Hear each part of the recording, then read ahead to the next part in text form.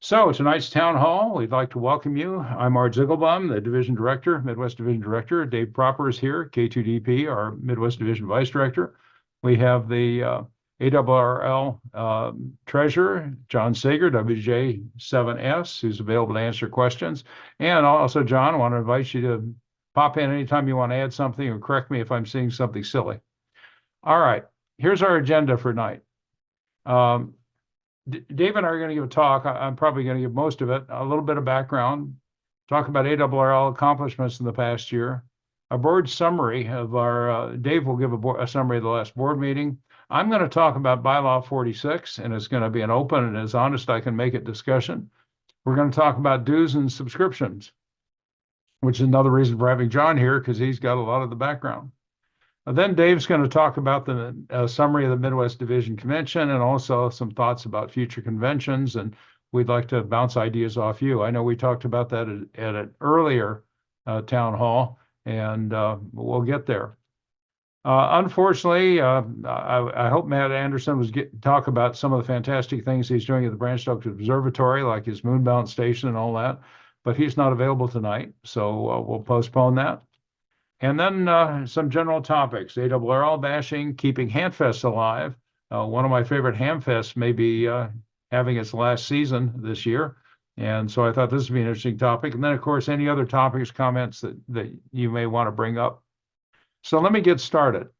For those of you who don't know me, I'm going to use a few slides from my usual Hamfest and Club Talk. You know, amateur radio is a 100-year-old hobby sanctioned by international treaty. It's awfully hard to imagine another hobby that needs international treaties to exist.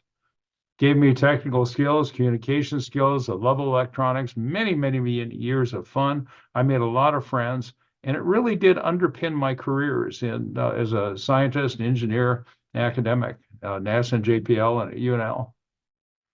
So here's how it started. This is, and yes, as Dave Proper noted, I do have the original envelope and license. This is my novice license from 1961 when I was 14 years old as WV6SAL. I went on, of course, got general, advanced, extra. In the days you had to send and receive 20 words a minute, I might add.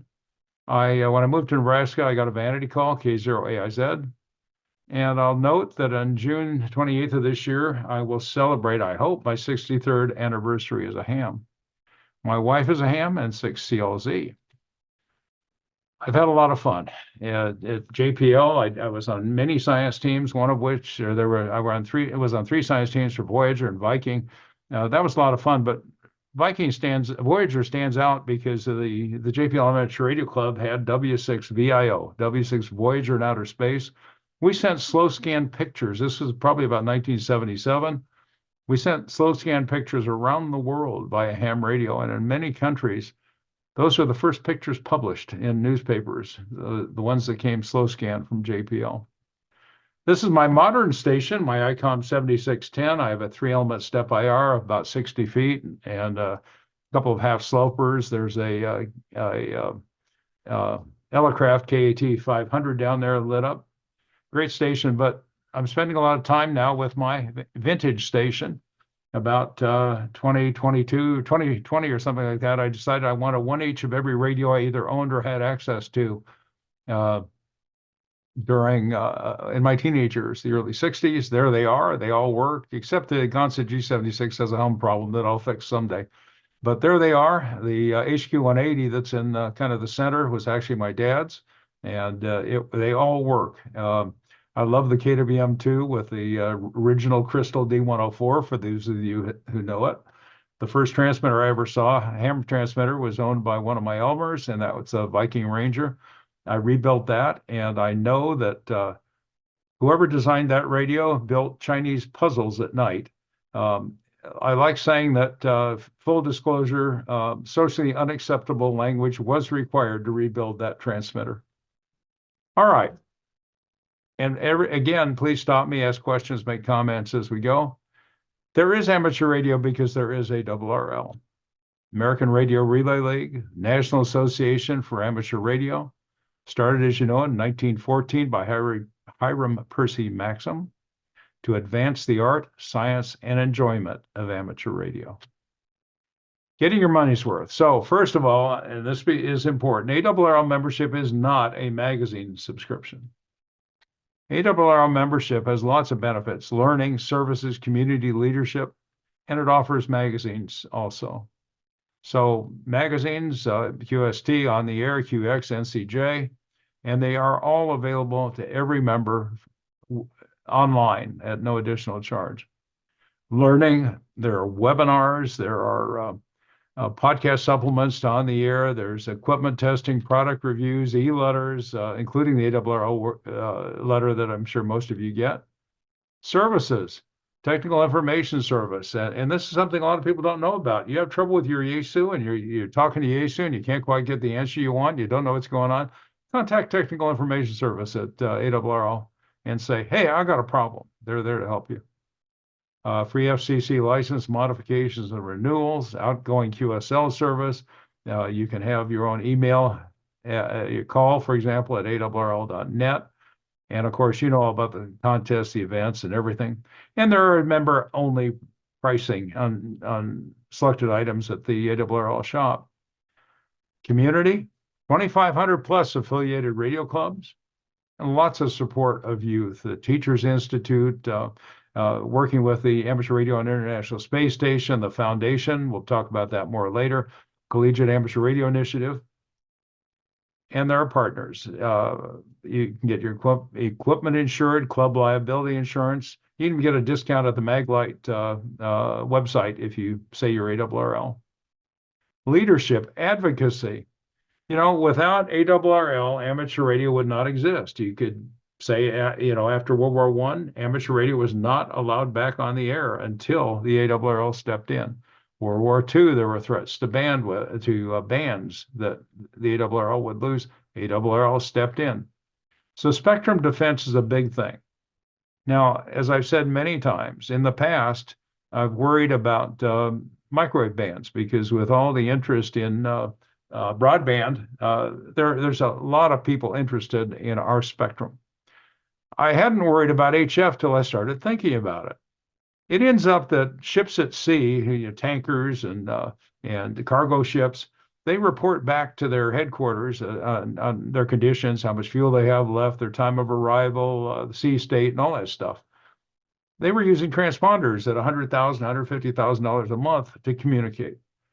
But then they discovered HF. This is low bandwidth stuff. You can send it on HF and at no cost at all, other than a relatively inexpensive transmitter and receiver set. So maybe our HF is not as protected. And then all of a sudden, this. A petition from the Shortwave Modernization Coalition to allow fixed long-distance non-voice communications between 2 and 25 megahertz. They want to put 20 kilowatt digital transmitters on either side of several ham bands. Now, it so happens that ARRL tore apart their RF analysis, and in fact, they will interfere in ham bands, have 10 or more watts within our ham bands. And the other thing, and the reason they're doing this is for stock market. It ends up, the internet is too slow. The latency on the internet is too slow for these people who want to make these trades. Shortwave is faster. So, that's worrisome enough having those transmitters on either side of our ham band. But what happens if this gets more popular? And all of a sudden, hey, you're not really using that 3.0, 3.5 to 3.6. Maybe we can use that. So spectrum defense is very important. ARRL does legislative advocacy at federal, state, and local levels. We're working on antenna regulations and zoning. Then there's the volunteer monitoring program. Used to be official observer. But the volunteer monitoring program is now set up with a set of people who are vetted by the Federal Communications Commission for what they do. If they advise somebody and the person goes off the deep end and doesn't listen, they can report that to the FCC, and the FCC takes it seriously. For the first time, we are really taking care of our own. And there's lots of volunteer opportunities. You know about them. The field organization, section manager, all the appointments, and of course, ARES. Getting your money's worth. Remember, we're ready to help you. Technical questions, legal issues, foreign operations. Before I've gone overseas in the past and I want to take a radio, I call the ARRL. Hey, what do I need to do and who do I need to contact? And they tell me, and I go on the air. So how are we doing? Well, ARRL membership has dropped a little bit over the past year, minus 1.49%. Our membership in the Midwest division has stayed fairly flat. But the big issue is that ARRL members are only about 20% of U.S. hams. Now, that's a little misleading number because not all U.S. hams are in fact active. So whether it's 20% or 30%, it's still not enough. And the message is we're not connecting as well as we should. There are naysayers and ARRL bashers. I'm not sure why.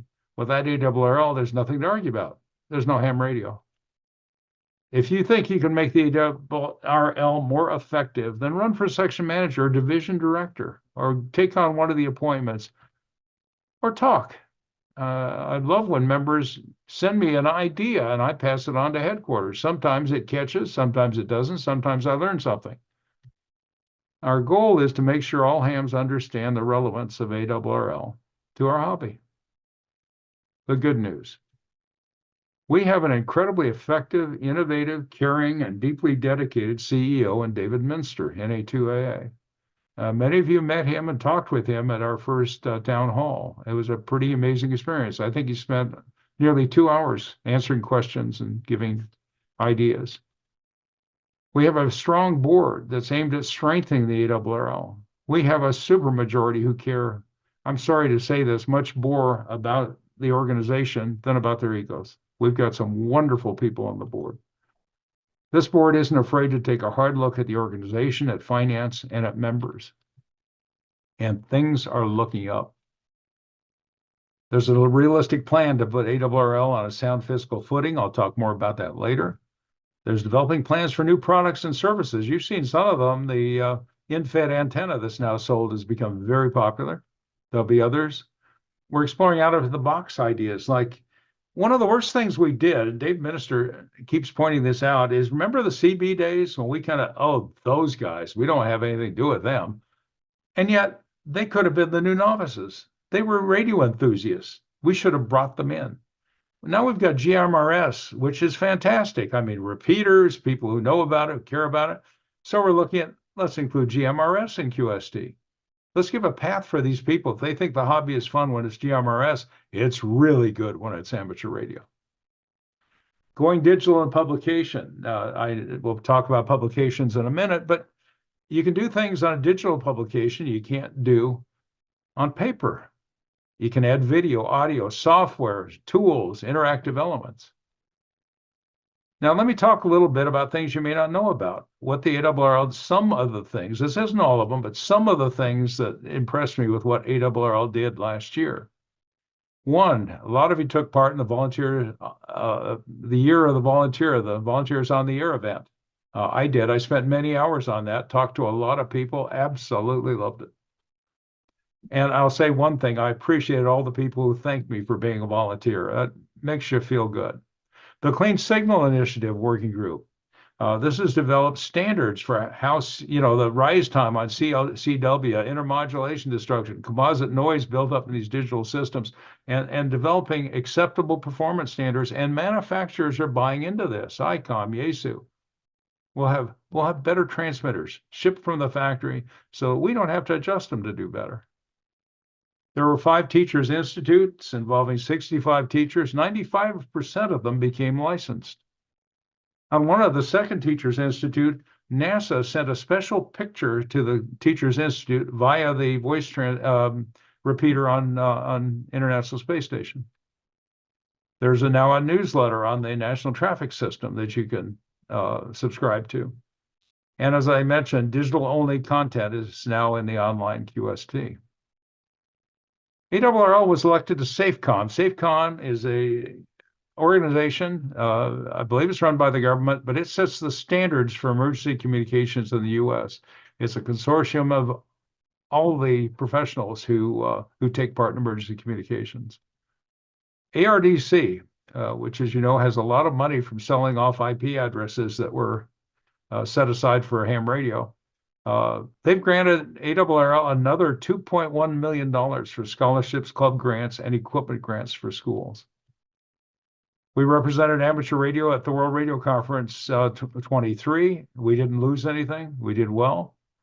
7,500 volunteer examiner sessions. And the board approved a youth licensing fee grant program that so far allowed 401 people to pay $5 instead of $15 to take the test. And they get their $35 FCC fee reimbursed. That's for people under 21, I believe. Somebody, John's nodding his head, so I think that's right. Actually, I think it's 22, isn't it? But it might be 21. It could be. I just can't remember if it's 20 or 18. There's a new free membership for those under 18. But anyways, or am I confusing myself? I'm getting old. What can I say? Anyways, let me move on here. As a matter of fact, what I'd like to do now is bring on Dave Proper. Dave, if you'd unmute, and to talk about the ARRL board meeting. Okay, thank you, Art. And good evening to everybody. Good evening, John. I see a lot of friends out there. I couldn't scan all the pages, and we're up to 108 participants online right now, so I definitely can't do that because I'm on a laptop. Well, let's see. One of the most important things to take care of business at the board meeting is making sure that our officers of ARRL are elected to replace their term, finish their terms up, and get reelected or retire, as in some cases. So we have two new vice presidents that were elected, replacing two folks that retired off the board after, I believe, close to 40 years each of service. Kristen McIntyre, K6WX, was elected first vice president. She comes from the Pacific Division, and she is, I'll call her the equivalent of a technical fellow at Apple, a real software genius. And Mike Ritz, W7VO, was elected as second vice president. He comes as our Northwest Division director, and Mike's got a long career and history in electronics, having even started work out of college with the Gonset Corporation and working for Faust Gonset. So that's kind of interesting. Art, are you hitting the return button? There you go. Thank you. Okay, we addressed bylaw 46, the conflict of interest, and the revision that was proposed to that bylaw. And the net result of that meeting was that our board meeting was that the committee was established to refine a proposed board member statement on authority, responsibility, and expectations. In other words, what are the directions to a board member, whether you're a vice director or director or an officer of the board, on authority, responsibility, and expectations. That committee is now being headed by Rod Stafford, W6ROD, who is our international vice president. He is a past president of ARRL, and he's a retired judge. So we feel that he is going to be a good leadership person for this committee. Next item. ARRL Director's Workbook. That's a guidebook that we get when I joined the board as a vice director three and a quarter years ago. First thing I had to do was download this book and see what I was supposed to be doing as a vice director. And it's full of all sorts of interesting things. I'm sure you corporate fellows out there would just be thrilled to see, how do I fill out an expense report? But it goes from the sublime to the ridiculous, so to speak. I mean, everything is in there, from descriptions of positions and responsibilities to how you work through the ARRL organization and how you file an expense report. So that's going to be published on the website in the garner of openness to everybody. You can see what we see and how we work and what we work with. Life memberships are going to be reintroduced on a revenue neutral basis. What that means is that when we gave life memberships, when ARRL sold life memberships back in 1970 for $180, and that person that bought one in 1970 for $180 had potentially, if they were 20 years old or 21 years old, 22 years old, they easily had 60 years of life ahead of them in general. How do we service 60 years of membership for $180? That's basically $3 a year. Now, yes, you earn some revenue, some interest on that $180, but it doesn't cover the cost for 60 years. So when we say on a neutral basis, that means that if you're 50 or 60 years old and you purchase life membership, somebody's going to look at that and say, okay, the cost of managing and supporting your life membership for the next 20 or 30 or 35 years, whatever the actuarial numbers come out to be, is going to be X. If you are 20 years old and you buy life membership, your cost of a life membership just might be more. Now, John's a lot closer to this than I am. So, John, if you'd care to comment on that either now or later, please feel free. Yeah, I'll chime in later. You're doing great, Dave. Okay, so I got the basic idea, right? Yep. Not too bad for an engineer trying to do finance, huh? Okay. All right. This is one of the most exciting elements to me. We have approved an associate student membership for those full-time students, 21 years of age and younger, to join the ARRL for free. That means they get access to all the magazines online, the access to the ARRL website, the website that is behind the firewall for ARRL members only.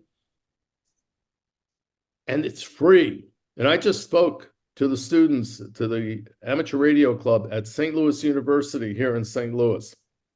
A great club that's coming back online. I mean, the club has been in existence for years, but it kind of went dormant, as many clubs did over the last 10 to 20 to 25 years. And now they are coming back with a vengeance. Both their faculty advisors are PhD engineering professors at the School of Engineering at SLU. And they are both licensed amateurs. And these kids are ready to go. They've got a station up and going. They've got, in fact, several stations up and going. They're very active on satellite, and they are raring to join ARRL, and we need to make this happen. So right now, what we're waiting for is programming at ARRL to get it into the all-encompassing HR system that manages all the books and all the memberships, et cetera, and get that out to everybody. But I'll comment that I already gave one free one away at the Hiawatha Amateur Radio Club Winter RF Fest last Saturday. So this is a good thing, and hopefully they handle it well at headquarters. I hope I didn't screw up, but in any case, I'll make sure it happens. Back to you, Dave. Right. Okay. I've got a blank screen. What happened? There we go. Okay. The board also approved the authorization of a student coding competition. And I think the age limit there was under 25, if I'm not mistaken. And this is to be a specific contest, probably on an annual basis. The details are being worked right now, but allocation of up to $25,000 for awards to fund this program initially. The students would be given a project, so everybody gets the same project to design, develop, solve a particular problem in software. And there will be a panel of judges who are experts in this area that will be reviewing the submissions and entries to the competition. But $25,000 is out there for the students to grab, which is going to be great. ARRL, you know, I tell my friends at Boeing, which is where I retired from and where I have been very active in the Amateur Radio Club there. And I see some of my Boeing buddies online, so I'm glad to see you guys. I see a lot of the St. Louis gang here too. Appreciate that. But our raison d'etre always has been first and foremost to provide a readily trained, capable, and active base of radio operators who can conduct point-to-point communications in time of emergency. And so ARRL is very important to amateur radio. It's very important to the ARRL. It's very important to Congress and the FCC because that's why we exist.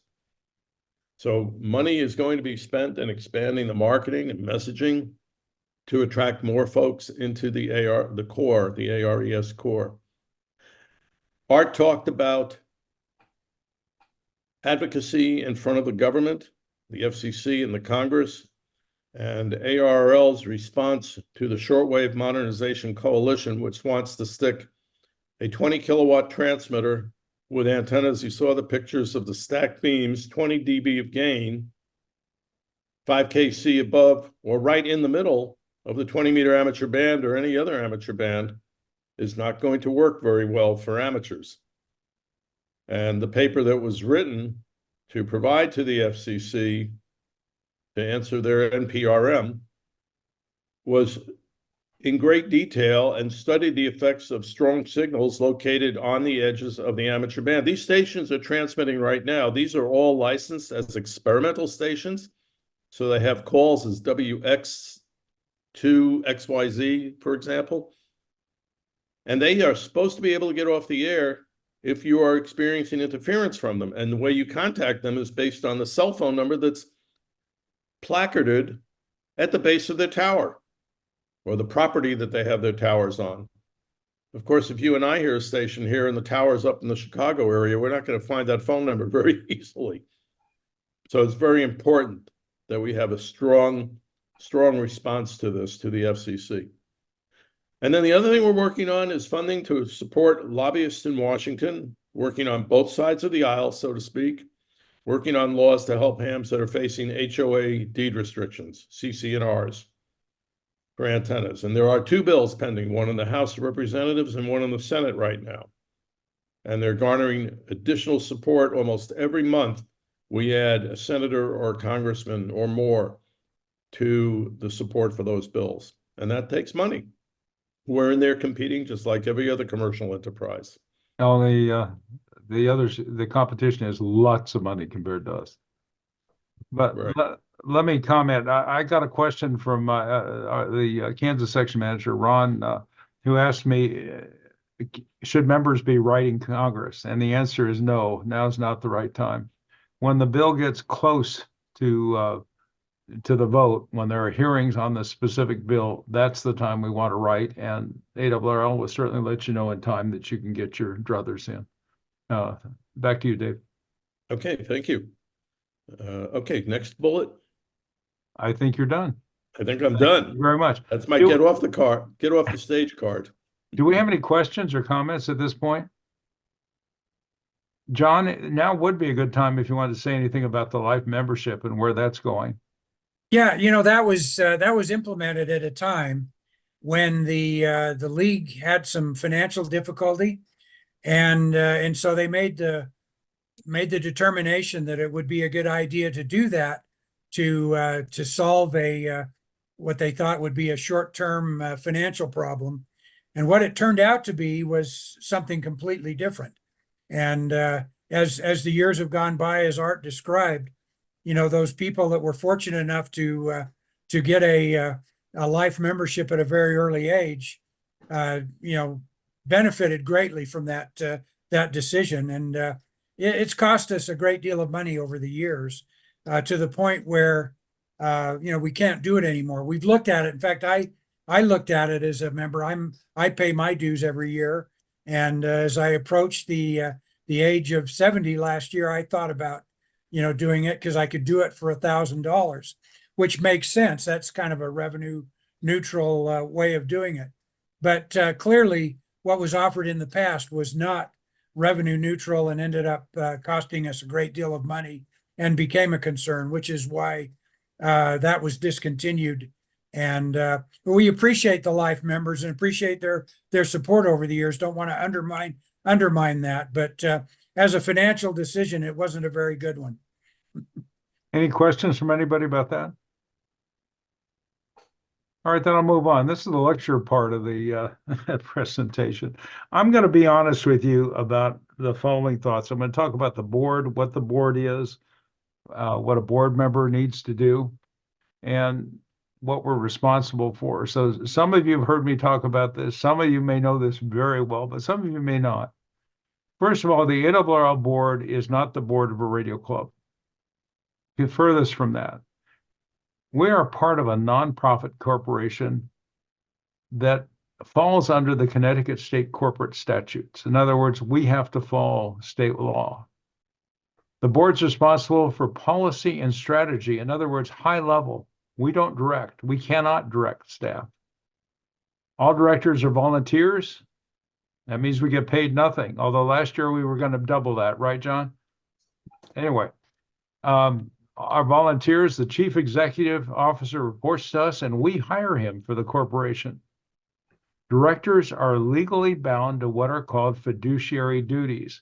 Now, if some of you may be aware of the big brouhaha around when I proposed the new bylaw 46, there was a lot of very bad information that came out, and some of which was really misleading on what was required. I will be going through bylaw 46 in detail. It was a very tough time for me, but we'll talk about that. All right, what are fiduciary duties? Duty of care. A director is to do no harm to the organization. Do no harm. Make sure the organization makes effective use of all assets, including people, facilities, and goodwill. Treat other board members and staff professionally and respectfully. As I said, directors cannot direct staff. They are not managers. If we need to have something done, we take a vote and we direct the chief executive officer or ask the chief executive officer to get it done. Now, there are good interactions between the board and staff. We have committees together. The Programs and Service Committee involves staff and directors. The Administration and Finance Committee does so also. Duty of loyalty, what does that mean? That means that we all are dedicated to advance the mission of the organization.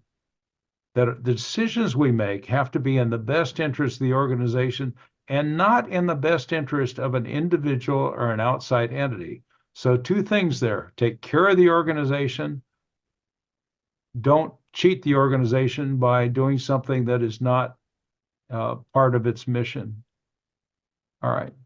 Duty of obedience. Now, this one got really funny press saying you've got to swear to be obedient. No, this is what it means.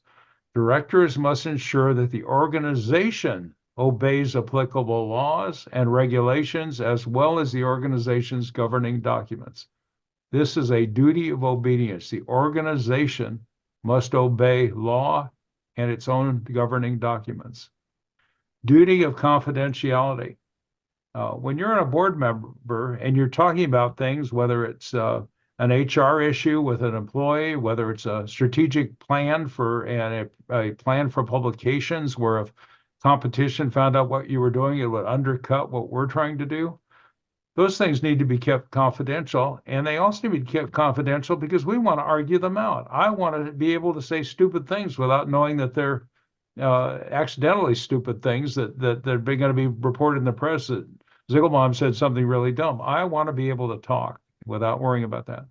And as I said, assure that effective tactical and strategic planning as appropriate, because we do see the tactical plans from the organization on what book they're going to publish next and that sort of thing. And you have to keep that confidential. These are the current officers that came out of the last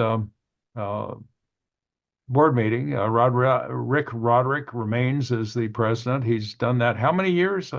Dave, do you remember? Long time. I don't remember. But anyways, he's been around for a long time. Kristen McIntyre is just wonderful. She's a software and software development expert, very bright woman, owns her own airplane and is an instrument-rated pilot and is currently down in Bonaire working with a bunch of folks on the contest that's coming up. Mike Ritz, if you've seen any of his videos, he's especially his video on the history of the call sign. It's worth finding on YouTube. He's tremendous.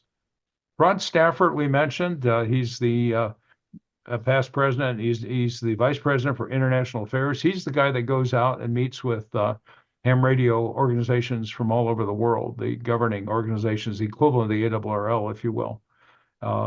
Great guy. He's a retired criminal judge. And John Sager comes from a big background of financial and accounting, and tremendous guy to talk to and work with, and we'll be hearing more from him. So what's a division? Well, you know there are 15 divisions. This was set up way back when. We're right in the middle. We're pretty good size geographically, made up of Nebraska, Iowa, Kansas, and Missouri. So what is a division director, or by extension, a vice director? First of all, I said that all directors are volunteers. Chief executive reports to us. Section managers do not report to us. We're at the top, right at the top. CEO's under us, and we're not part of the operating organization. Section managers are.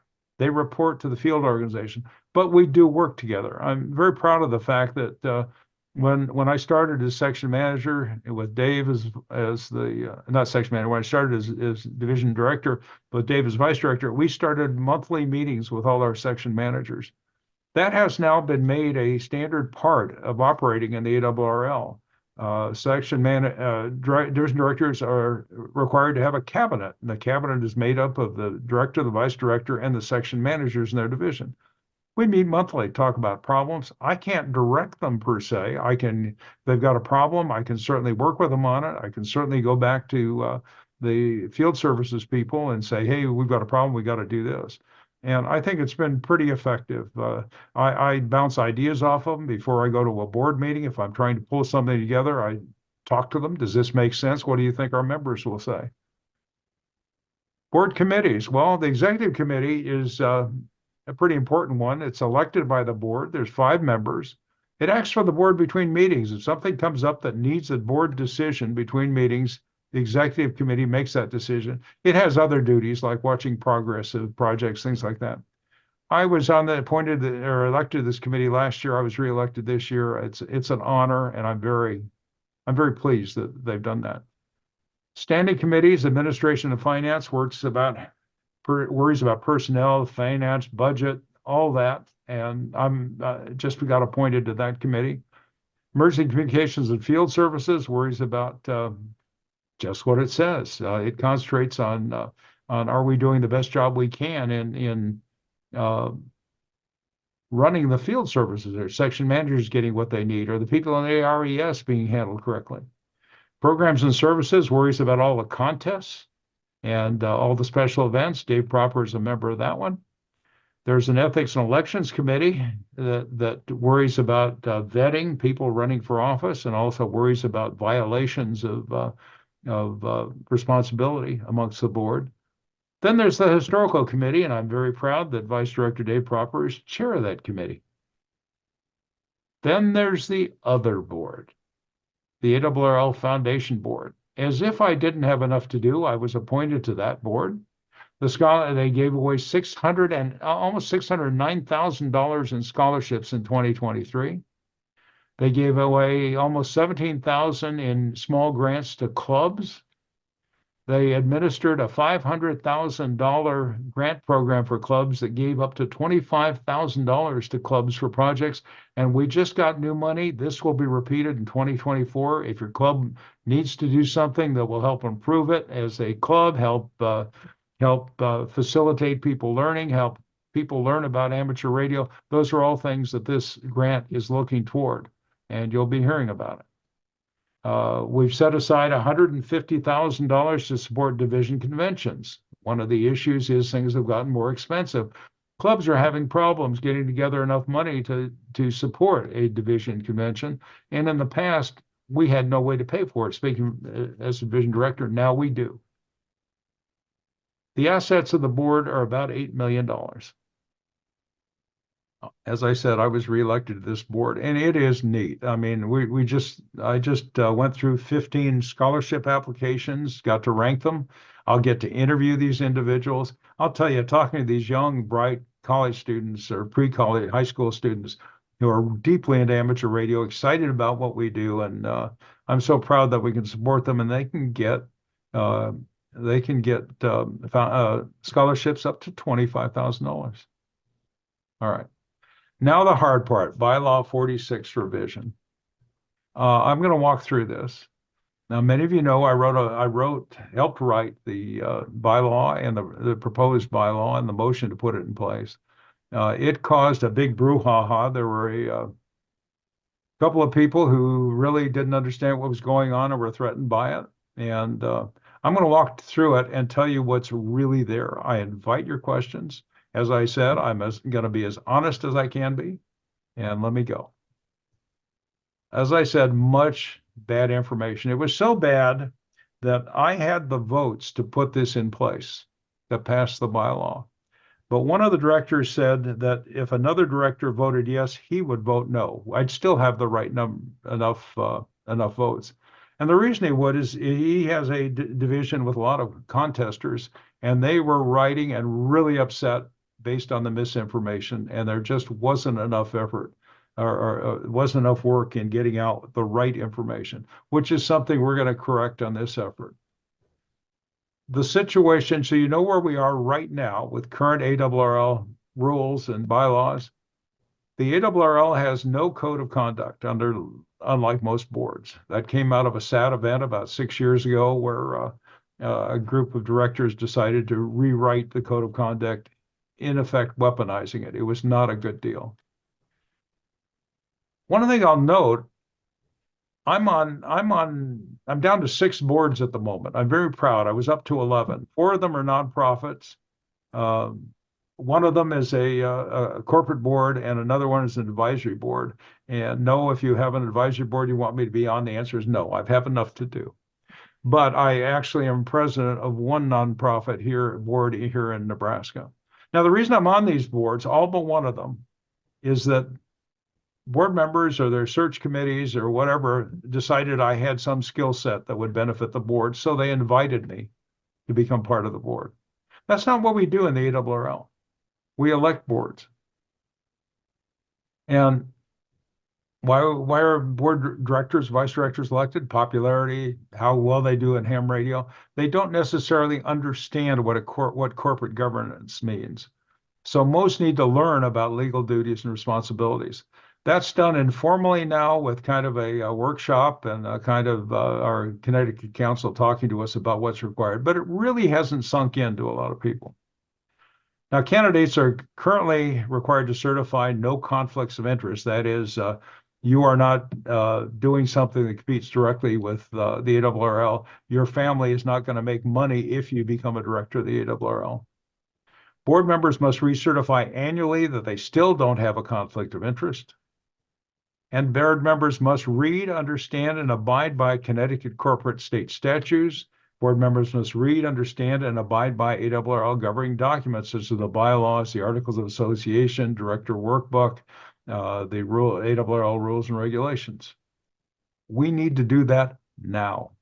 All right. Right now, a board member could commit a felony. You could walk into the boardroom and shoot somebody. And we cannot remove them from the board except by recall by the membership in their division or by legal action, taking them to court and asking a judge to remove them. Why? Because under Connecticut statute, as is true in New York and many other states, if you have an elected board, unless the bylaws specifically allow you to remove the director by vote of the board, you cannot do that. Now, I don't know if you guys any of you are members of the Institute of Electronic Engineers. They had this same rule. They're incorporated in New York. So what they did is they created a thing called suspension. A board member who did something bad can be suspended. They keep their title. They're still director, but they can't do anything. They can't attend meetings. They can't take any actions as a director. Right now, a severe violation of a conflict of interest, and this is in the current bylaws, could result in a board member being found ineligible to serve. That can be put in place with a simple majority vote of the board. That is so unfair to the accused. It's just not right. Okay. So we formed a special committee on bylaw by the way, I didn't finish my story. Because of the consternation I was causing board members, the people who had hearing a lot of based on the misinformation from their members, I did not submit the bylaw. I did not submit the motion. I did not even put it in place. Instead, I created, with some help, a motion to create this special committee so we could make sure it's done right. This was created at the January board meeting. The members are the Ethics and Elections Committee members from 2022, which is when I was chair of the board, Ethics and Elections Committee, 2023 and 2024. It's supported by Connecticut Council, our corporate council. It's chaired by Rod Stafford, W6ROD, who I mentioned was an international vice president and is a retired judge. This guy's beyond reproach. It's charged to propose refinements to the bylaws with regard to preventing board member violations of fiduciary duties and taking action in case of such violations. What does ineligibility mean?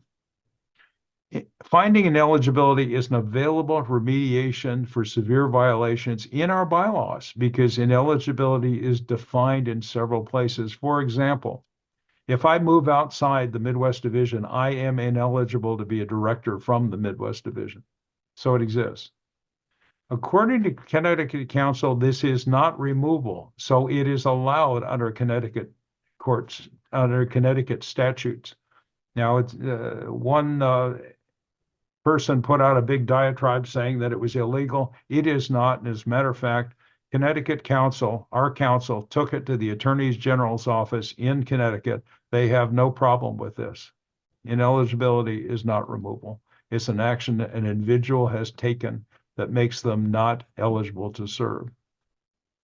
Bylaw 46 revision.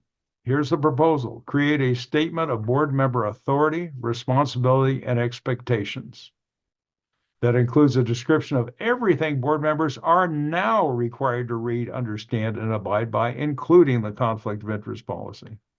Proposal, have candidates for board positions certify that they have read, understand, and abide by the statement. If you decide to run for director, you'll be given a copy of this statement. You sign at the bottom that I have read, understand, and abide by it, and you must do that or you will not be able to run. Have all board members recertify annually that they have read, understand, and abide by the statement. In other words, they still understand what they're required to do under the law. All right. In case a board member is accused of a severe violation of fiduciary interest or duties, including the conflict of interest, the Ethics and Elections Committee does a preliminary investigation. If E&E thinks there probably was a violation, they turn all the evidence and preliminary investigation over to a neutral third party. This could be a retired judge, a legal firm. It cannot be Connecticut Council. It is neutral and independent from the ARRL. If this third party says nothing's wrong, the matter is done. It's closed. If the third party says that a violation occurred, E&E will work to make a proposal for how to remediate the problem. If the remediation recommendation is ineligibility, it takes a 2/3 majority vote of the board to affirm that.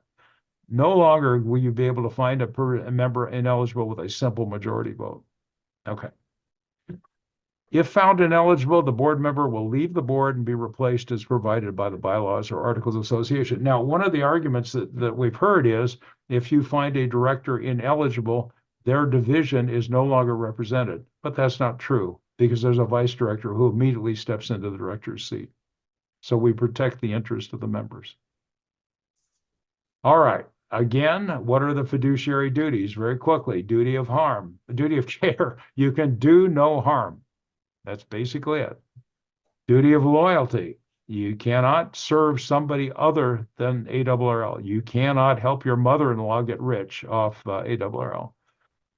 Duty of obedience. You've got to make sure that the organization is faithful to law and to its own documents.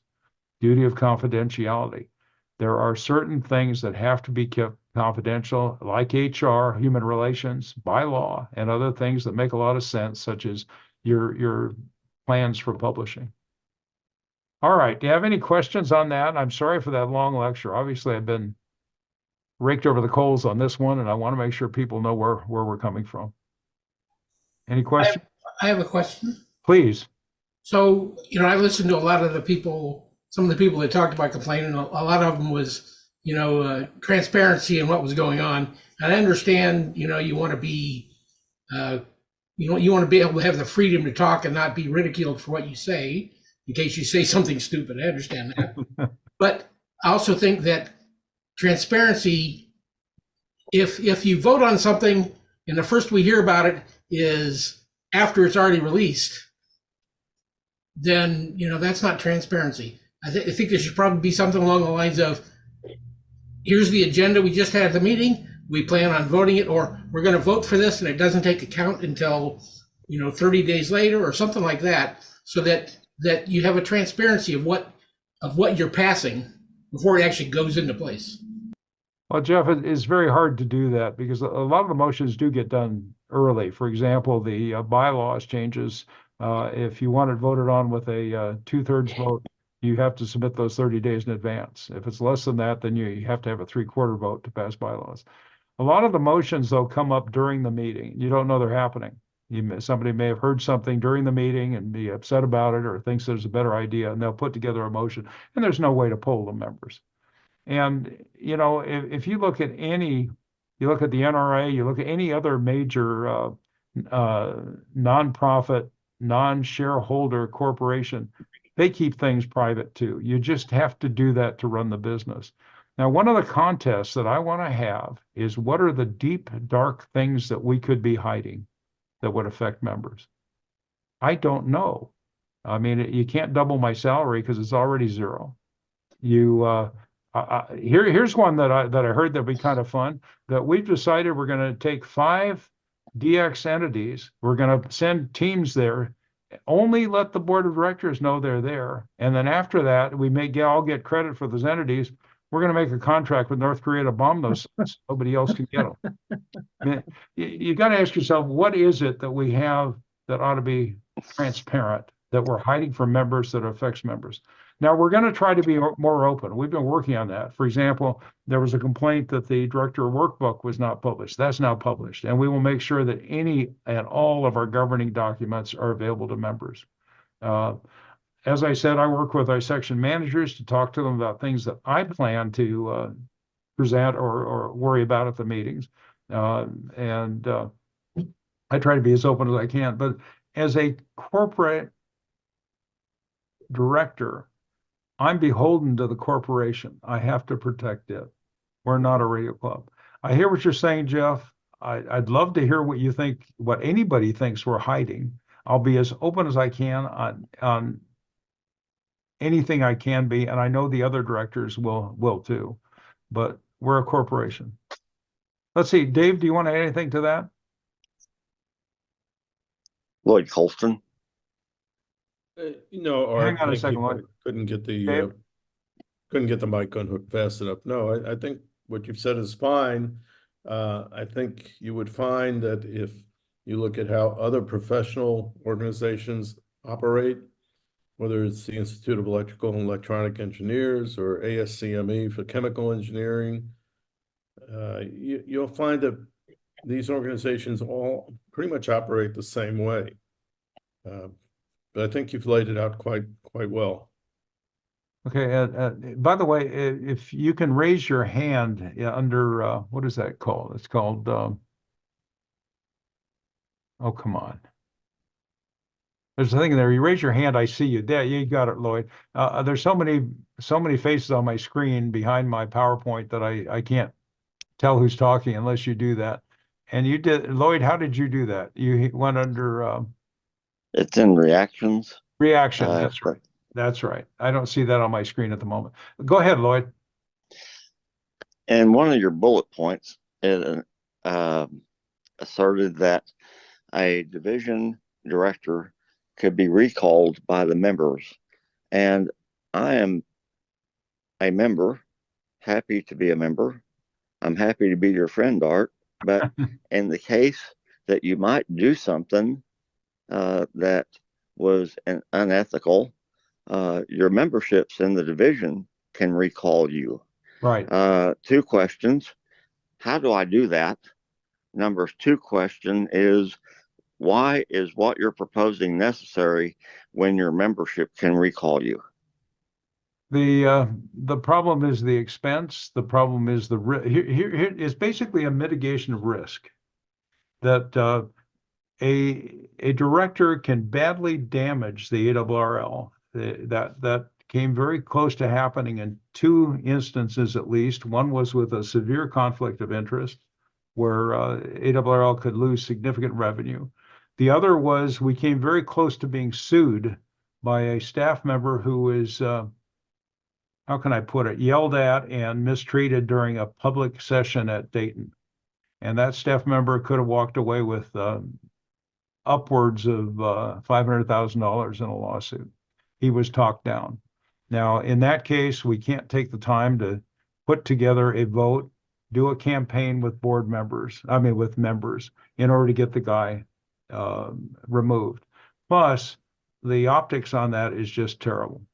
And it's much cleaner to put this very strong process in place so that we can remove somebody if the need comes up. We've made it much harder now to remove somebody than what we currently have in place.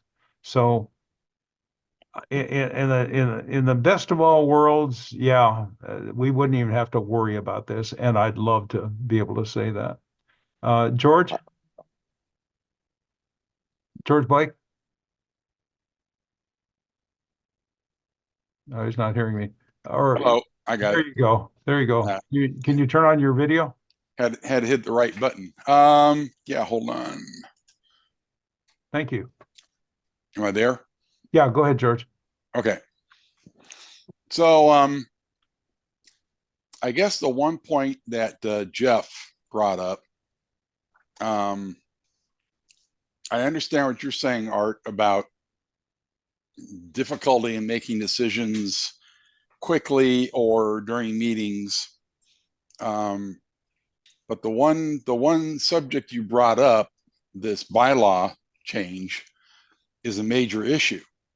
So I think at least that one, I think Jeff is right. I think you need to have transparency before the vote. Yeah, I understand about, I've been on boards, so I understand all the small actions and things like that, that go on, and things you get put up against, during a meeting, and somebody brings up a motion. But I think when it comes to a bylaw, that's a major change, and I think that does need advanced notice, or advanced, call it transparency or notification of what's going on. Let me, tongue in cheek, George, ask you, is there a director on here telling you about it? A director? Yeah, me. Oh yeah, I'm doing exactly that. Right. It's very clear to me that we made a mistake. We should have been out ahead of this, letting people know what we were doing and why, and we're going to do that. And I think you'll find us being a lot more open on those things in the future. Okay. Well, I mean, when it actually comes up to, I mean, what you got it in committee, it's going to go through committee, it's going to get approved by the committee, passed to the board for vote and things like that. I think at that time, maybe you should at least have a notification again. That's all I'm saying. Where we can with the bylaws, it's certainly true.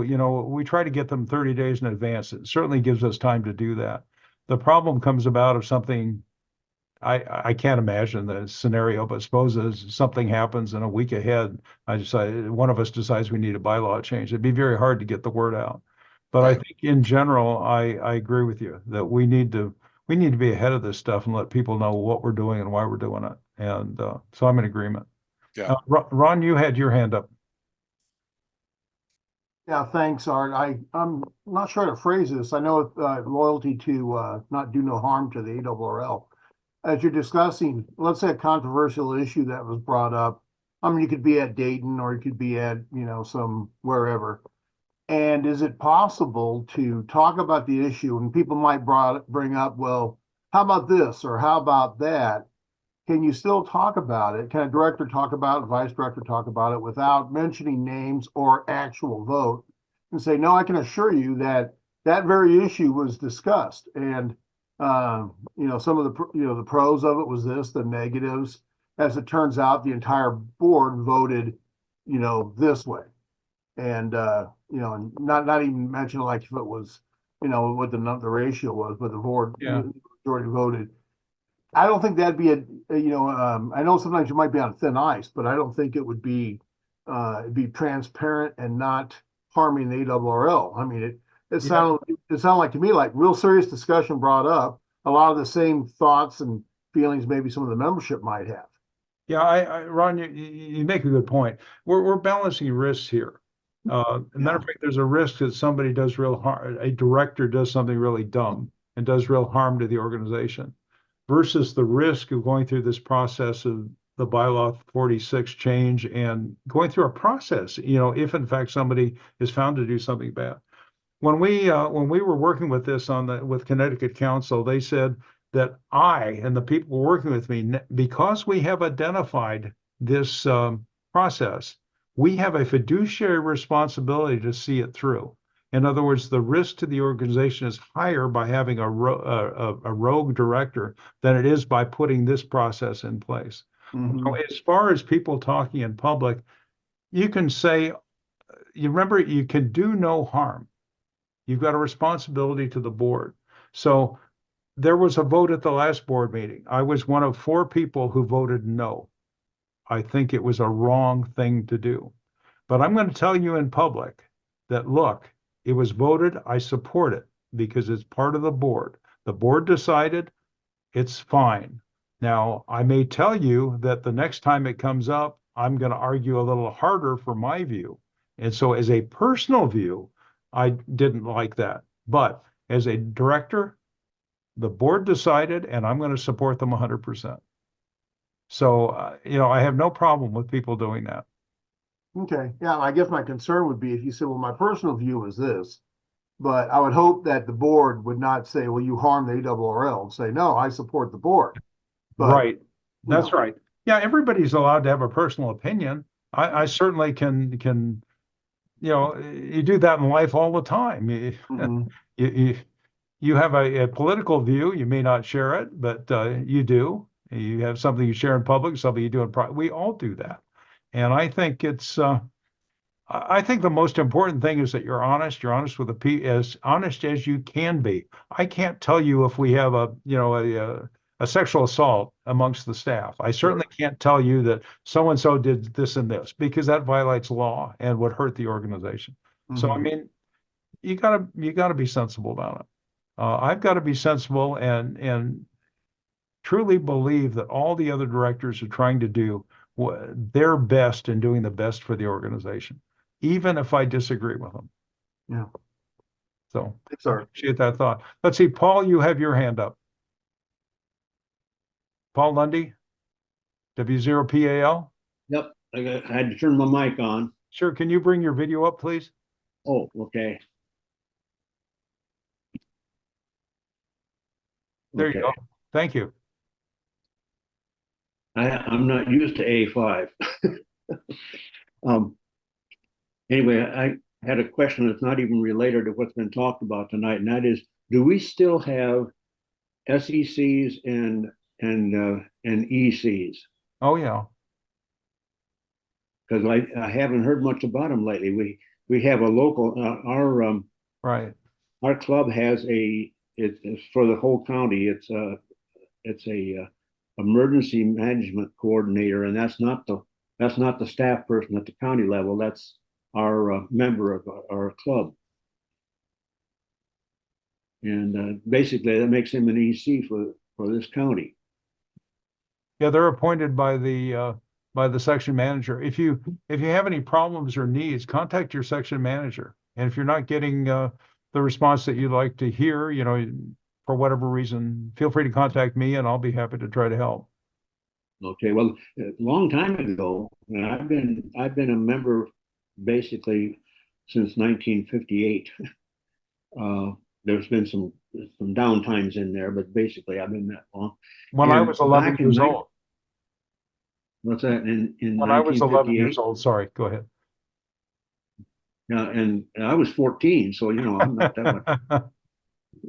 But I was the youngest in 1959. The SCM at that time, I was section manager, appointed me as the EC for the county in which I resided, and I was the youngest EC in the entire ARRL organization.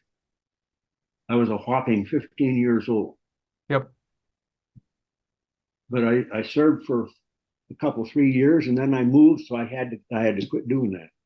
And so anyway, I wanted to get that question answered, and I probably sounded a little stupid, but No, it's not stupid. There are no stupid questions. Hey, Art, I actually had to step Hi, away for a Lee. second. Hi, what was his question? Yeah, say it again, Paul. My question was, do we still have ECs and SECs? And the answer was yes. So that's something that, I used to, in the old days, they used to be listed. The SECs were listed in the QST along with the SCMs, but they no Yes. longer are. Right. So we have a new director position at the ARRL. That position, because they're having to deal with so many different organizations all at once outside of the ARRL, that position takes quite a while to get established, get their feet under them. And one of the things that we asked for in the field services was some change. So that has set us back. We have currently updated almost everything. We now have meetings, and by April 1st, we should have most of the changes that we've asked for done. And so why you're not hearing anything is because of all the constant flux right now. If I came out, if I came out and I told you, well, we updated this form, and then I find out 2 weeks later that it actually crashed, it doesn't, because it's so new, it doesn't help you. And that's exactly what did happen. I've run into that with other things not even related to this, but yeah. Let me suggest the following. Paul, it'd be great if you got together with Lee and discussed it further so you're comfortable.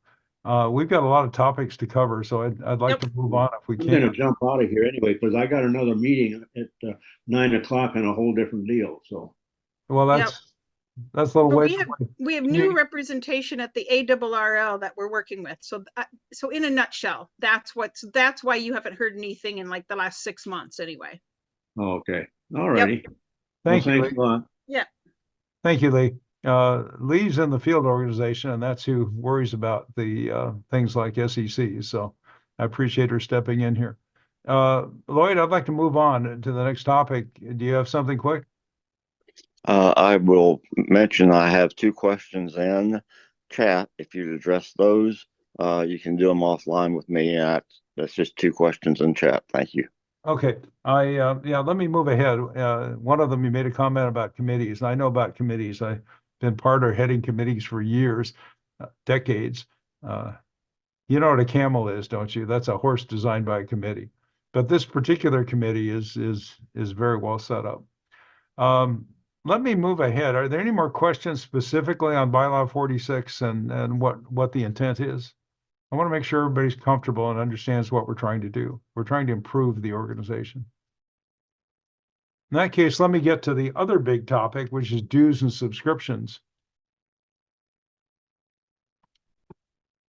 One of the things that this new board discovered or realized, and John, I certainly would love you to come in anytime you want. ARRL is losing about $2 million per year in cost over revenue. What saved our bacon is we have about a $40 million endowment, some of which can be used, the interest of which can be used to support operating funds. About $7 million, is that right, John? Yeah, well, actually, the portfolio, leaving aside the foundation, currently is about 36 million. Okay. And of that 36 million, about $16 million of it is what we call board designated or board unrestricted. So we can only use the unrestricted portion to save our bacon, as you put it. Yeah, and that board designated, it includes things like the money we get from people who die, who leave us bequeath us something to us. And the board's decided that would be treated as an endowment. In other words, we wouldn't attack the principal. We'd only use the interest that came off those funds. And the problem is if you go beyond the principal, then you start eating your seed corn. Now, that's not good. John talked about that. This is not a way to run a business. It's a path to shutting down, quite literally. Okay. The solution is to cut costs and increase revenues. We're about 30% down in the number of people working for the ARRL at headquarters, and we're working to increase revenue. The other thing we could do, of course, is eliminate services. Do you want to give up Spectrum Defense, for example, Logbook of the World, maybe all the lab? Now, one of the big problems, the big elephant here in the room, as I talked about, is the dues. Paper publication costs have skyrocketed incredibly. It's much of the loss. Labor and material costs have risen. You know, the old ARRL dues was $49, and that was to cover cost of services like Spectrum Defense, contesting, Logbook of the World, the outgoing QSL Bureau, all that stuff. and the digital and print versions of QST. Now, if you look at CQ magazine, it was $42.95 for a print magazine and another $30 for a digital access. That's $72 paid for no services. You got nothing other than the paper or the magazine online, nothing else. And CQ has gone belly up. I doubt very much if you'll see more CQ magazines, and the money I sent them for subscription is gone. Dues have not kept up, and that is a big error on the part of previous boards in the organization. Every once in a while, 10 years, 8 years, and say, oh, we're got to do something. So you got this big bump. That was not wise, I don't think. My opinion, that was not wise. So right now we have the choice to raise dues or cut services significantly. So what do? We surveyed the members about a dues increase. We used the opinion of our members to help define what the amounts were and what we were going to do. Over 20,000 members responded to the survey, okay? And our division did pretty well. I'm kind of irked that Bill Leopard in the Dakota division did better than we did. But other than that, we did better than any other division. And I'll take the teasing from Bill anytime. We did well. Question 1, members receive all 4 ARRL magazines in digital format. If we were to separate the printed magazine from being included in base membership, would you still choose to receive it as an add-on? 60% of the members said they were okay with digital or paying for print. ARRL cannot continue to operate at the current dues level. What annual dues rate do you feel is reasonable for the ARRL to set? Look at the numbers. Most members supported dues of $59 or more, so we listened. The dues increase, January 1st, was to go to $59. Print magazines subscriptions are not included with the dues. That has now been separated. Print magazines. If print magazines were still included, in order to break even, we'd have to raise the dues to $85. All right. Digital versions of the magazines are available to everybody. You can read any of the 4 magazines. Life members can opt in to keep print versions. Maximum Society members, those are people who have given lifetime donations to the ARRL of over $10,000, can get print versions. Other members can purchase subscriptions for $25 a year. Again, all members get the 4 magazines digitally. And you think about the $25 a year, that's 50 cents a week. You can't even buy a cup of coffee for 50 cents a week. The challenge is, what about the members that were promised print magazines or believe they were promised print magazines as part of their continuing membership? My guess is, on the average, and John, again, this is mine and I'm not a financial guy, that on the average, you could say 80,000 members out of the 150, 60,000 have at least 1 year remaining on their dues that they were expecting to get print magazines. 80,000 times $25 is $2 million, and the break even is $25 for publishing. So this is a good part. Whatever the real number is, it's a good part of our $2 million loss. If anybody's go ahead.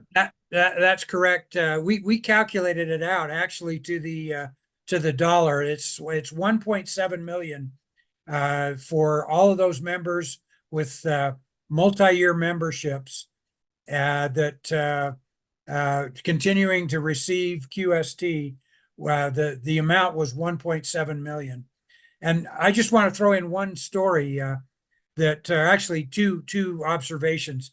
One is during 2022, when I first came on the board, we had a month where, to get paper stock, we were competing with Amazon at the time. This was during COVID, during the lockdown. We ended up paying several $100,000 for 1 month's paper, over and above what we had budgeted just for 1 month because of the paper shortage. It was all going into Amazon boxes. The other is there was another month during 2022 where we couldn't get the paper stock that we are used to using at any cost. And those of you, there are probably many of you on the call that remember when you got a substandard quality QST that looked a lot like newsprint. That was the reason. We couldn't get paper at any cost for that particular month. And so, the days of reliably getting paper and publishing a paper magazine are probably in the rearview mirror. But that's just an editorial comment to keep in mind as we talk about this. Yeah, very good, John. Thanks for giving me the right number. You'll notice that even Sports Illustrated is going under. They're not having trouble publishing. I mean, this is the real world. We're going digital, and digital does offer you a lot. I mean, anyway, but if you're unhappy, you've got 6 months left on your dues. You can get a refund prorated for that 6 months. So we're not, we've discovered this is legal. We're trying to be as fair as we can. All right. So far, over 10,000 members have spent $25 for a print copy. Only 200 or so have requested refunds. All right, it hurts. But having the ARRL shut down, and that's how serious this is, having ARRL shut down would hurt much more. As I've said, without ARRL, there's no amateur radio. Another thing we did is the board decided that every 2 years we'll evaluate the costs and the dues. If something miraculous happens and we can produce the magazine for 25% less, the cost of the magazine will go down. If for some reason the cost of running ARRL goes down, we'll reduce the dues. But every 2 years it will be reevaluated to avoid the kind of hikes that we had in the past. And there is a monthly payment option for people over 70 that if you would prefer to pay monthly, you can do that. Now, I will note that the total annual cost for people who choose to do that will be slightly higher than paying annually. And the reason for that is it costs money to bill people once a month. All right. We're ready for our next topics. But before I leave this, does anybody have any questions? Please raise your hand and let me know. If you don't know how to do that, just speak up and I'll recognize you. All right. I have to admit that when this came up at first, I argued against it. I thought it was a dumb thing because we had member expectations. Legally, there is no contractual requirement to deliver at QST on paper. The bylaws say paper or electronically, but we still had an expectation. But I was convinced by the numbers that it's a time we really have to face into our financial future and make sure that the ARRL is on solid footing. All right, thank you for listening to that diatribe. Anybody have any questions before we moved on? And listen, and if you just email me, k0aiz@arrl.org. If you have other questions, you don't want to talk to me, give me a call on the phone. My number's listed in every QST, and I'll be happy to talk about it. If you want to set up a Zoom with me, that's fine, or a group of people. I want to be open and as honest I can with all these things. You're the members. You're the reason that I'm here. Okay, with that, Dave Proper, would you like to take the mic and talk about the Midwest Division Convention? Absolutely. Thank you, Art. Let's see, we had the Midwest Division Convention here exactly a month ago in St. Louis, and it was hosted by the St. Louis and Suburban Radio Club as part of their Winterfest Hamfest. And it was an outstanding job. It's, as many of you know, the Midwest Division Convention has been held in conjunction with the Winterfest Hamfest here in St. Louis for several years now. And St. Louis and Suburban Radio Club does an outstanding job of presenting this convention. And we are actively looking for other clubs to sponsor the convention. I'm kind of jumping to the bottom line here. As Art mentioned, ideas about future conventions. But I'll put it out here again to say that we welcome the interest of any of the affiliated clubs in the Midwest Division to host the Midwest Division Convention for 2025. And money's available. Yes, and as Art mentioned in his presentation earlier, there is additional monies available to help support the club do this.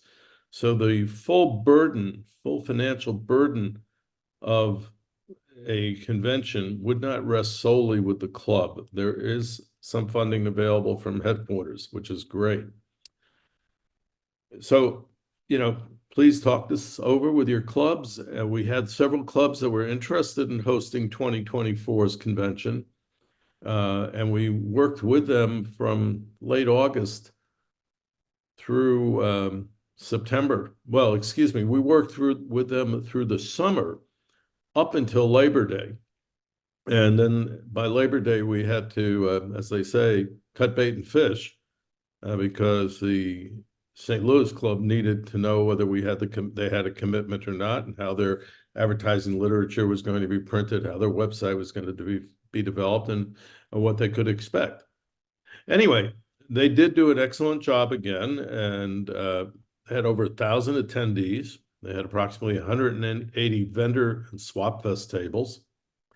Friday, it's a 2-day ham fest, and it is very complete. Friday consisted of the W9 DYV series of symposiums run by Nick Tussa and Bob Nichols, W9 RAN.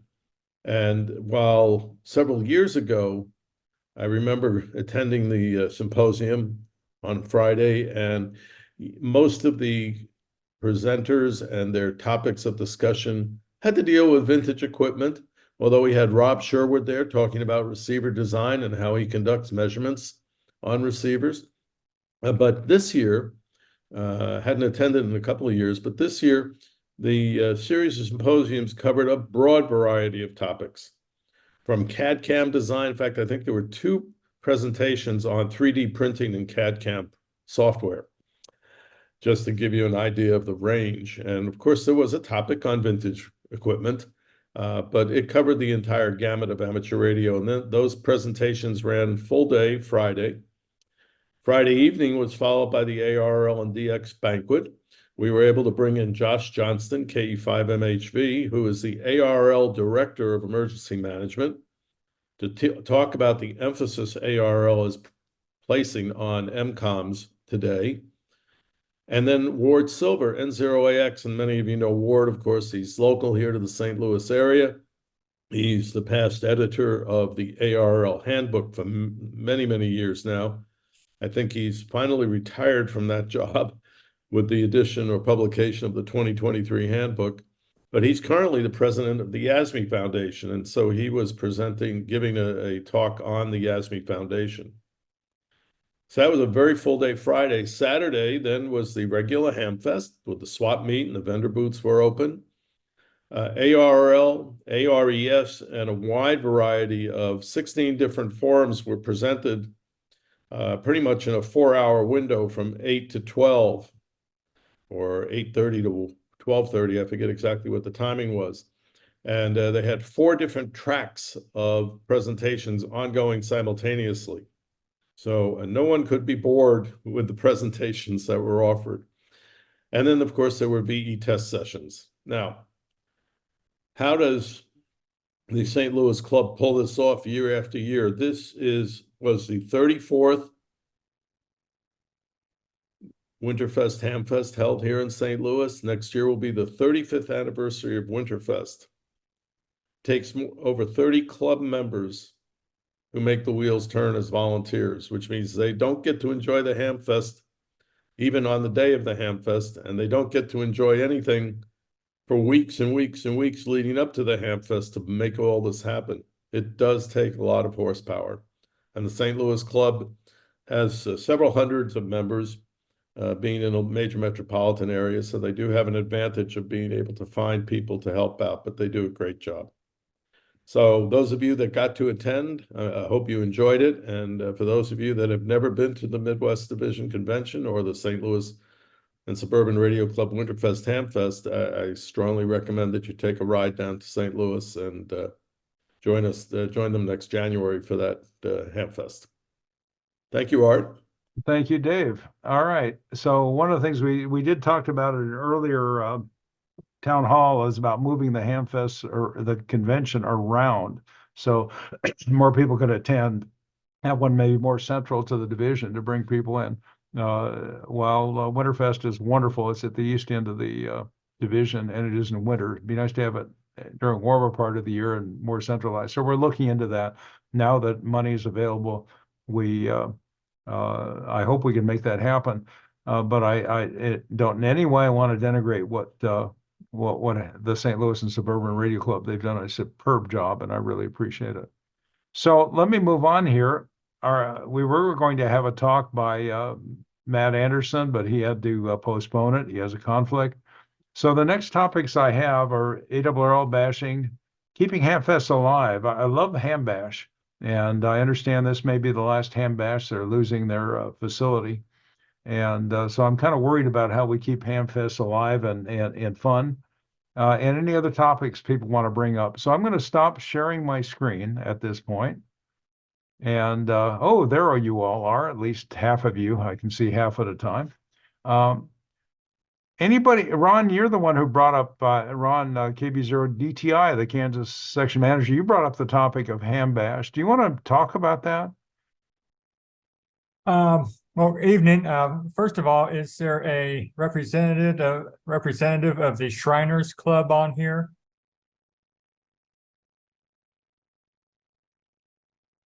No Shriners ARC? Okay. I'm not a representative, but I am a member of the I'm on the repeater. Is there something I can answer?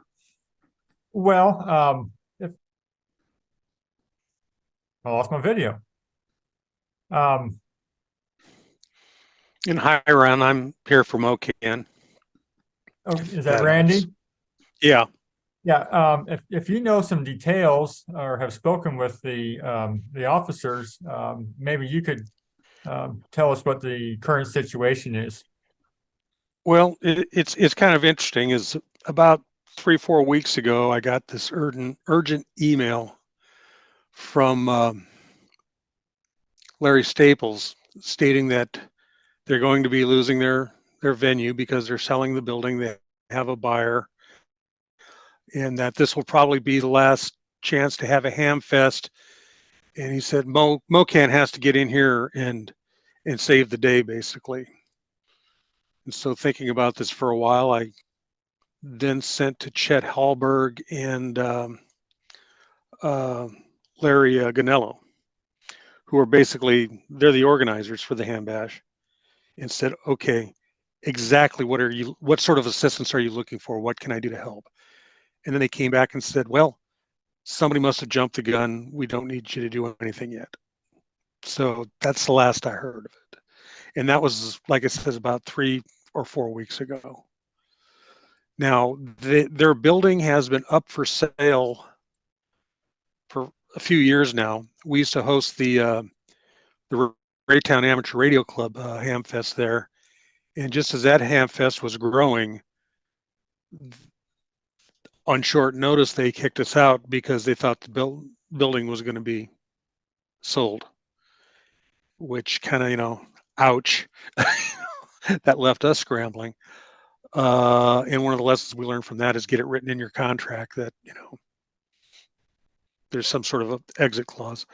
But they've been struggling for a long time is the bottom line. And they've been selling off some of their equipment, such as their portable tower and such. Now that's me from the outside looking in. I'm not a member of the Shrine, but I talk to those guys quite frequently. So that's what I know. Can I say something? Absolutely. So they are selling tickets. It's hambash.us, and they are in the process of selling tickets. They said it is probably their last one. They have a presented contract.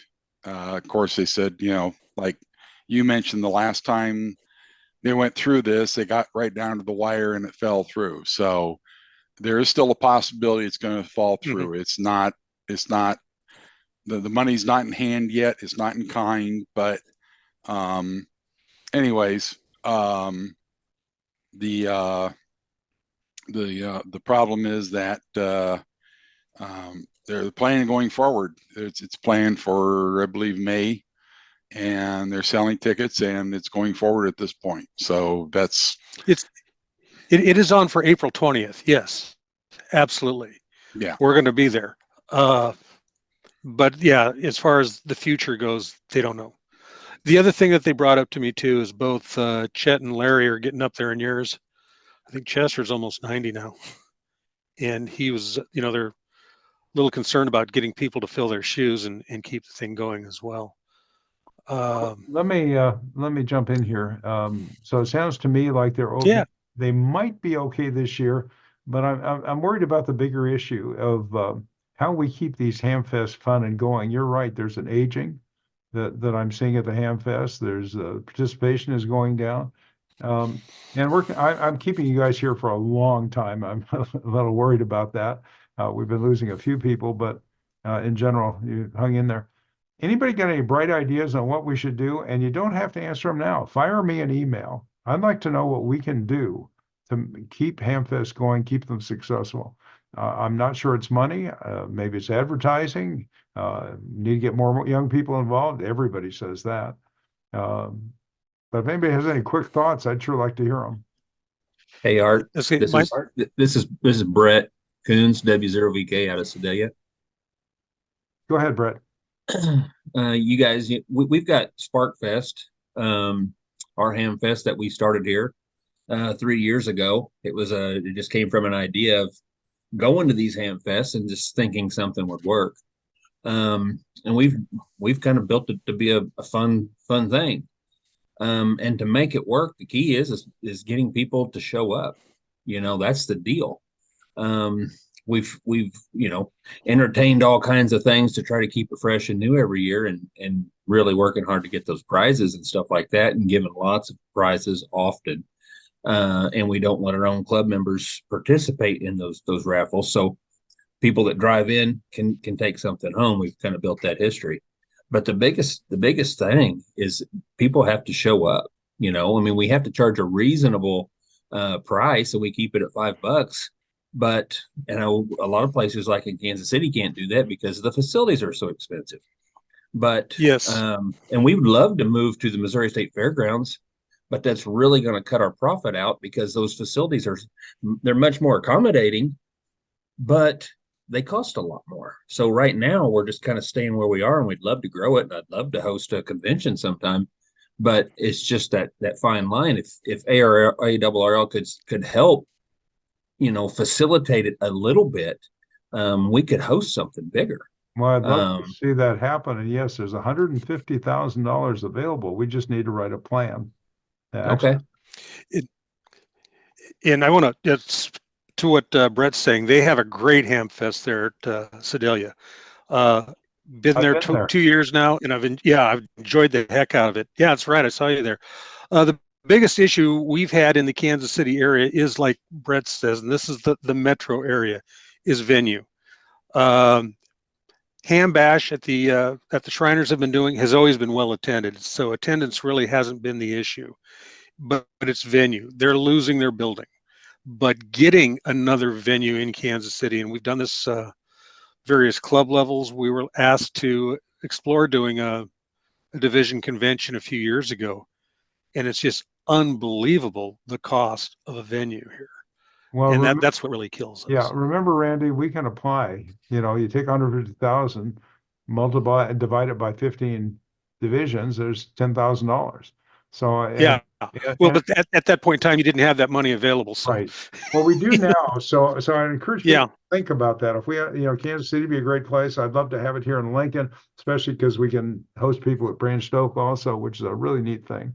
So, okay. Well, listen, please send me your ideas. I want to respond to one chat. Matter of fact, I'd like to hit up John Sager on this. There was one chat item that said, why didn't we just ask the members to forego their print magazine and see if how many would versus taking this action? Now, my response was that we were in enough financial problem that we felt we had to do this. Do you want to give a better answer? No, I think that's probably is the best answer, Art. I think that's an interesting idea. I'm not sure how you would ask them, other than I think the survey kind of implied that, but I'm not sure what the venue would be to ask them, and that is a good a good suggestion. Because and I think one of the main things that really helped us was, many people that, look forward to receiving QST every month also get CQ magazine, and they've seen what happened there. Somebody mentioned Sports Illustrated and others. I used to get 10 magazines a month, and now I get maybe one or two in paper form, and those are going out of business. So that's a good approach, and I like that idea of talking to the membership and just saying, do you realize maybe an editorial, look at what this is costing us. Is it worth it to you to put the league in jeopardy to have a paper magazine? I think that's a good point. Okay, and that's why we're having this, so we can listen to people, and I appreciate that. And let's see, we have a comment from Patty: sustain and grow the hobby. Youth need to be engaged. I'd love to see STEM activities. You're going to, oh, yes, as a matter of fact, there was a wonderful event out in outside of Cedar Rapids, Rod, K0DAS. Do you want to talk about that great STEM event? What was that, 2 years ago? Yeah, we try to do that at the local Hamfest here in Cedar Rapids. And it was kind of mildly successful. I mean, I think we gave free admission to any student, and had several events that were of interest to high school age. One being a balloon launch, which attracted quite a few people. That was a great event. I remember going and seeing all the things that were set up for kids. And I think Patty made that comment. I agree with you. And you'll see a lot more STEM stuff coming out of the ARRL, a lot of partnership with schools and educators on STEM. And that's going to be one of the big pushes from the ARRL is STEM and how we integrate in. And Patty, I love that airplane behind you. So I don't want to keep people too much longer. I saw somebody had a chat on Makerspace. Yeah, that's a good idea too. These are great ideas, and it'd be wonderful if you got hold of your local ham club or whoever puts on your ham fests or events and get these things put in place. It takes work to do that and some dedication, but it certainly sounds like it's worth it to me.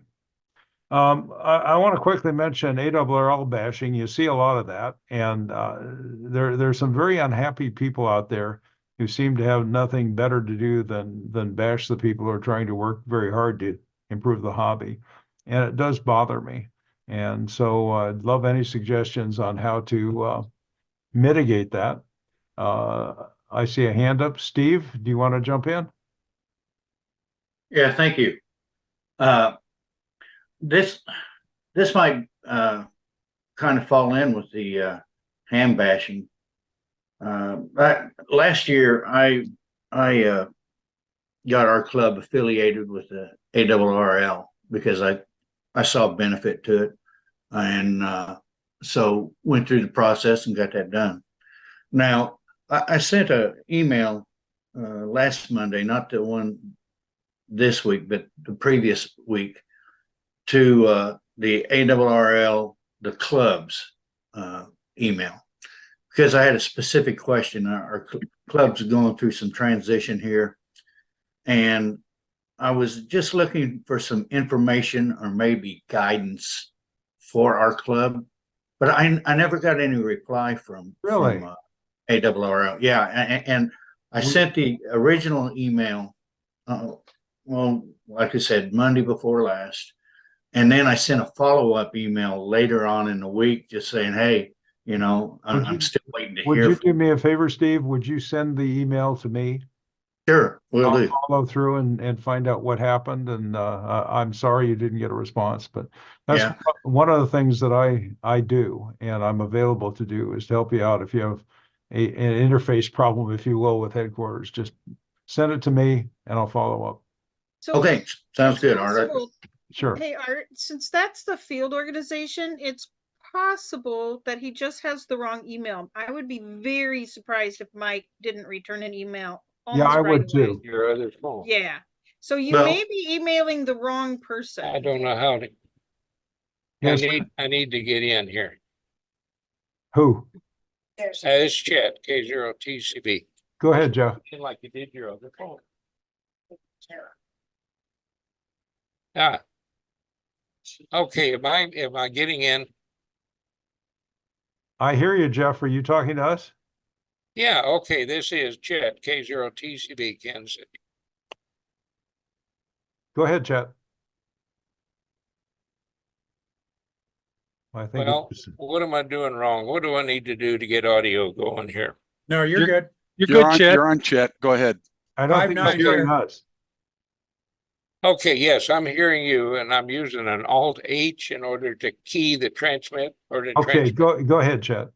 Okay, well, we're talking about the ham bash, and things are pretty mixed up right now, but the building is sold. In all probability, this will be the last one. Yes, it's been 25 plus years. We're going to have a good one this year, and we'd like to see everyone come April the 20th, Saturday. And Art and the Midwest Division ARRL people will be on just in front of Brian Busby, who's going to be our featured speaker. And we want to try to get some meteorologists in here. What can I tell you about it? It's a building sold. We don't have another location in mind. So the radio club is at this point on its knees. There's no activity other than the ham bash. Without a building, we're kind of out of business. Okay, well, we need to move on to the next topic, but I think I'll see you there. It'll be interesting. I'll be interested in finding out what you find out about the future. If there's any way I can help, that'd be great. I know Randy and the group are going to try to help. So I'd love to see that Hamfest going, and I'd love to get the section managers involved in finding out what we can do to improve this. If we need to have some grants from headquarters to keep Hamfest lively and appropriate, if we need some grants so you guys can experiment with STEM or whatever to improve the events, let's see if we can't do that. Steve, I want to get back to you, and what Lee said is right, and I don't want to overstep my boundaries. You may want to contact your section manager too, but I'm certainly available that if you want to send it to me, I'll make sure it gets to the right place and find out what happened. Well, yeah, I sent it to the address that was on the ARRL website. Well, one problem may be there have been some problems with the addressing on the website. So go ahead and send it to me. I'll make sure it gets to the right person, and they need to know that they didn't get it or that you didn't get a response. So let me follow up on that. If you want a copy, include as a carbon copy your section manager, that'd be great too. Yeah, I've talked to Ron, and me and Ron, we speak quite frequently, so Good. no problem there. Well, I want to make sure the section manager's in the loop here. Thank you. Oh, my pleasure. Anybody else? Hold on a second, Lloyd. Anybody else have any comments, questions on any of these topics? Okay, Lloyd, your turn. Okay, you mentioned ARRL bashing, and I don't like that. And I think that I speak for a lot of the public information officers in the league. They take it to heart that the league does do a lot of stuff. The ARRL voice on Facebook has been a cesspool of ARRL bashing, and there's an occasional bad note or not. But the solution I came up with, not just me, but others, what does the ARRL do for ham radio?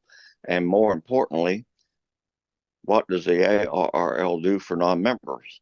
And I mentioned the on-the-air code practice, the on-the-air bulletins, the license material and exams that are conducted not just by ARRL, but with the other VECs. There's a lot of activities. Let me cut you a little Nets, bit, for example. Lloyd, let me cut you a little bit short because we're out of time. You're absolutely right. That's the right thing to do. The problem is a lot of people on that system don't want to listen. They're having fun feeding their egos and making a name for themselves. And that's the it's toned down, Art. It has. Okay. Well, then I'll feel better.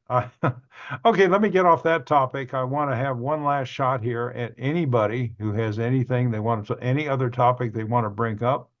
One thing I've been asked several times, will this be on YouTube? The answer is yes. I have a YouTube channel that I play around with. I will put it on there and it will be public. And so I'll send out the link. It takes a few minutes to process the video, and I'll probably cut off some of the chatter at the front end to make it a little bit shorter, and then I will post it and let you all know that it's there. I'll do that via our ARRL, the Midwest Division mailing list. Any other topics anybody wants to bring up? In that case, first of all, John Sager, WJ7S, I thank you very much for being here. Do you have My any? pleasure, Art.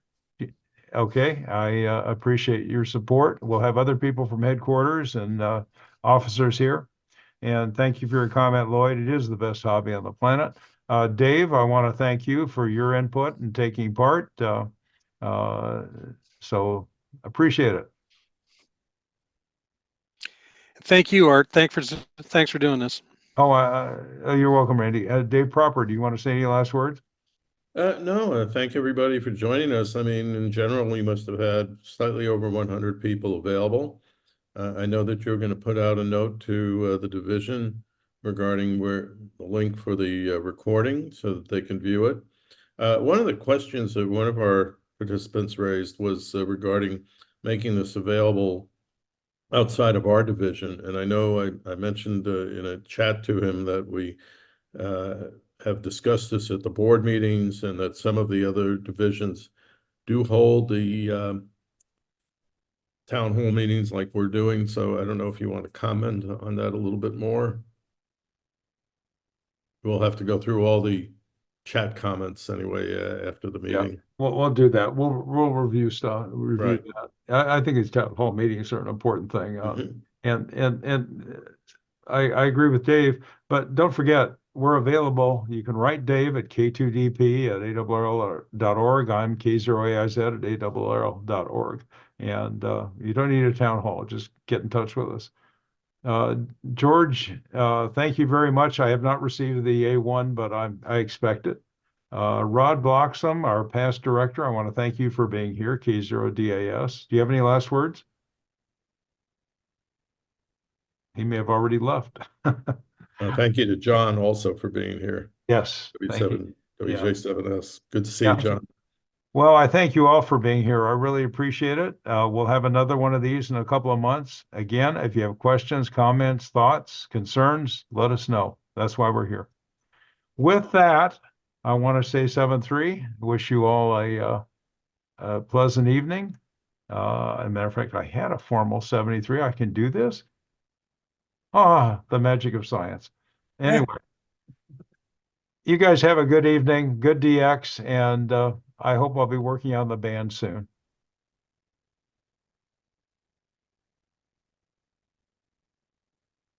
Good night. Good night, everybody. Good night. 7-3. Thank you for everything you do, Art. Oh, I appreciate you saying that.